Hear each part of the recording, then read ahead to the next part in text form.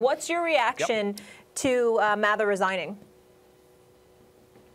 Well, when taken together, when you look at all the comments together, what it leaves is the strong impression that this is not the kind of person you want running your franchise. You know, a CEO, people talk about leadership and this and that, really more than anything, a team president, it's about judgment. It's about decision-making. He showed extremely poor judgment before you get to all the things he said, which each taken individually maybe is survivable by him. He could explain away each one individually, but not all together. Keep in mind, this is a guy who, according to the Seattle Times, over a decade ago, when the HR department apparently reported to him, had two different women come forward with allegations and both left with settlements. He not only survived that, he got promoted. By the way, the Mariners have not fared well under his stewardship. In fact, they are one of the lesser franchises in the league over that time. So you have a guy who exercised, with issues in his past, who's exercised extremely poor judgment and who's been a failure at his position. Seems like a good reason to get rid of him. When you really look at what he said, he complained about a player not knowing English well. He's a great human being, doesn't know English well enough. I mean, the player didn't sign up to learn English. He signed up to play baseball. And nevertheless, the player in question took great pride in the fact that within a year, he was conversant in English. So obviously, he's insulted, and obviously a fan base who may also be, where English is a second language, may also be offended by that. Hey, we're doing the best we can. He went one by one over, in kind of offending different players. And he did it in front of a group of people, a Rotary Club. That's where you say these things, including making stories up, Stephen A., which is just bizarre. He just made some stories up, fabricated them out of whole cloth. Why would you do that unless you're trying to play the big shot? You want to regale this crowd. But why would you tell details that you wouldn't say publicly to that group? It's because you feel a kind of intimacy. Like maybe that this group is not public. This group is private. It's just with us. These are the people that I feel comfortable confiding this stuff. Rotary Club? That is how you feel comfortable? It seems like a good reason to get rid of a bad executive, Stephen A. Well, I don't disagree, and we don't have any kind of disagreement here. He offended, he offended a former All-Star from Japan. He offended a prospect from the Dominican Republic, addressing, their not knowing the English language as much as he would have liked them to do. Remember, this is an individual that reached a settlement when he was accused of harassing a female employee. I don't know how long earlier that was. I don't know all the details, and I'm not going to sit here and pretend that I do. What I will say is this. I remember, and I harken back in situations like this, Max, Molly as well.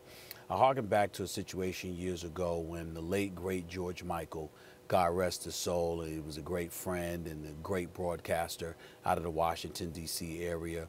He was interviewing Charles Mann on his sports machine, and Jack Kent Cooke was the owner of the then Washington Redskins franchise and what have you, and he was bringing up the whole Native American thing and how it was offensive. The Redskins' name was offensive to them.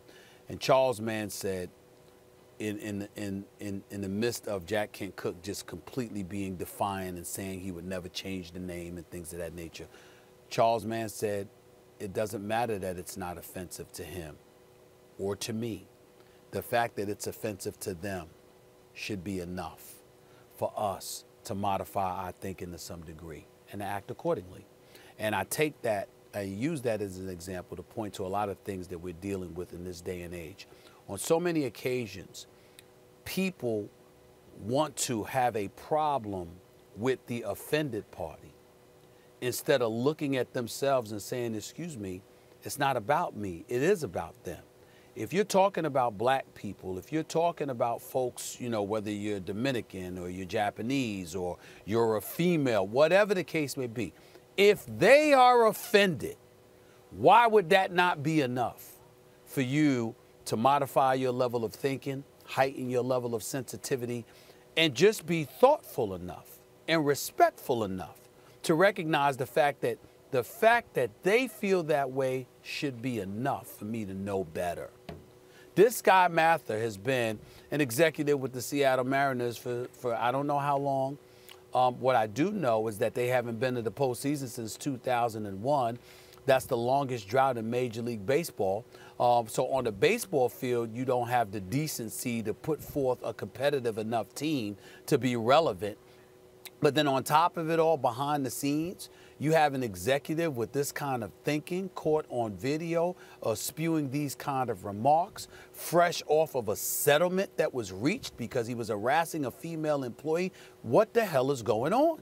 You just look at some of these situations and you just say to yourself, my God, if people in leadership positions, there's a whole bunch of people out there that might think like this. And my attitude is that it's a crying shame. It's a damn shame.